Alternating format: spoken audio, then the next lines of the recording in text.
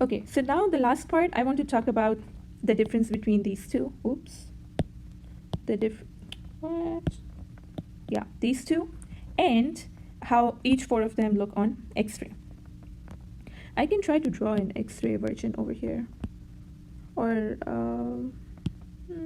actually I don't know. I'll just talk about it. It'll be hard to draw the X-ray. Okay, sometimes they mention words like rails or crackles or wheezing, bronchi, stridor. Okay, so what does all of that mean? So in simple words, there could be only two things happening, and then they have multiple names for the same thing.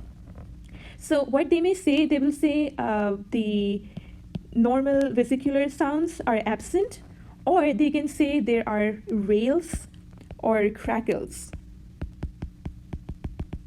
What does that mean? That means that first of all, it tells me that there's fluid, and fluid fills the alveoli, right? So on inspiration, what happens, the alveoli still try to open up with the fluid inside. So the pop opening sound is called the rails or the crackles. And this color is actually killing me. Let me change it.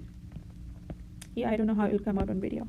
Okay, so the rails and crackles. That's what you would hear in place of the normal vesicular sound. You will hear rails or crackles, okay? So that's the alternate sound. And over here, it's so messy. Okay, for this part, what can happen? One example, again, a common example would be for bronchial, either you hear the normal bronchial sounds, or let's say someone has an asthma attack. So what happens, there is an inflammation of your bronchi, okay? Normal sound is not whistling, but when this gets smaller, the airway gets smaller, it sounds like a whistle. So that whistling sound is called wheezing. Or sometimes they also describe it as coarse, harsh sound. They call it bronchi. So all of that is sometimes a whistle, wail sound. All of that just means that the main bronchi are kind of not really obstructed, not complete obstruction, but narrowed enough that it's whistling now, basically. So yeah, so that's this part, if it comes up, so you know what that is. And there's another thing that's called stridor, but stridor has to do with above the bronchi. It's about your epiglottis being inflamed, and that's a inspiratory wheezing sound.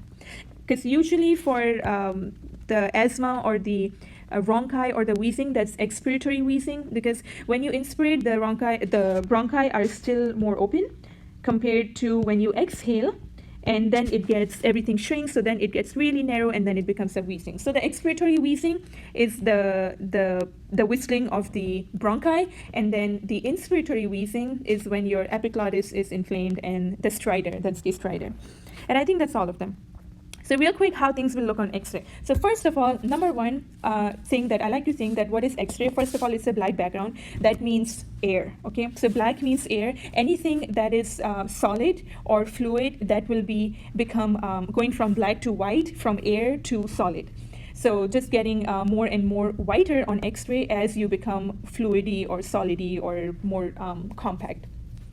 So what happens when you look at the X-ray of pneumothorax, there is by default your lungs are not all air, right? It's like air and solid mixture. So it has a certain appearance of its blackness, darkness. But when you have pneumothorax, it actually becomes darker than it was. Like it becomes more black because the lung is collapsed. So you really see a very dark X-ray, and you also see a boundary of the collapsed lung. If this was the X-ray, you see a collapsed lung, but this area would be really dark. Okay, then what happens when you have pleural effusion in your lungs on the X-ray? You actually see whichever area, however much is effused or has fluid in it, it turns white like that. Then when you have, so that was because it was in the pleura, right, the boundaries. So we see it on the boundaries. Here we will see it like too dark and then a collapsed lung. And if I have fluid, the consolidation, that's alveolar, right? Alveoli are all over, right? So what I end up seeing is the whiteness that's spread throughout and more whiter than the normal X-ray. And when I have atelectasis, I don't know how to describe this one other than seeing it more black. Let's say the Atelectasis, I didn't know how to draw it actually. Let's say it happened here. There was a mucus plug or something the kid ate. So this part, because it will lose all the air and it will collapse on, let's say, usually it's partial, so this part will turn darker, if that makes sense. Okay, and another thing I also wanted to mention that that is about this part, the consolidation, right? So we said that there, one example I gave was that we have bacteria, right? And usually it will be part of the lung. It's not both lungs all over, maybe one lobe of the lung, where we see consolidation. Another time you can see, you look at the lungs and both lungs have consolidation. Like looks like all the fluid on both sides of the lung, all two lobes filled with all whiteness in there. And then you wonder like, how did that happen? So that is usually because of congestive heart failure, where the heart is not able to pump the blood forward to the body, so it backs up and ends up backing up in the lung, and then it really increases the blood pressure in the blood vessels of the lungs, and then the fluid, a filtered fluid, part of the blood oozes out, and that is where you see consolidation on both sides. So you will see that in on the lungs of a patient with congestive heart failure, where the heart is not pumping or the blood or moving it forward. So there's congestion, and that's the backward flow or pushing. So there is terminology that goes with that too. So when I have this consolidation because of bacteria, that's called, what happens when the immune system is coming out of the bloodstream to go into the lungs, they have more open doors and windows because the blood opens up doors and windows where they can step out. So because of that, we call that exudate. Sometimes that's the key word that will tell you if it's an infection or if it's not an infection. So so it's a different composition of the blood that comes out because there were doors and windows open. Like actually we can say there are bigger doors open, so more stuff goes out, bigger stuff goes out, including certain cells of the immune system.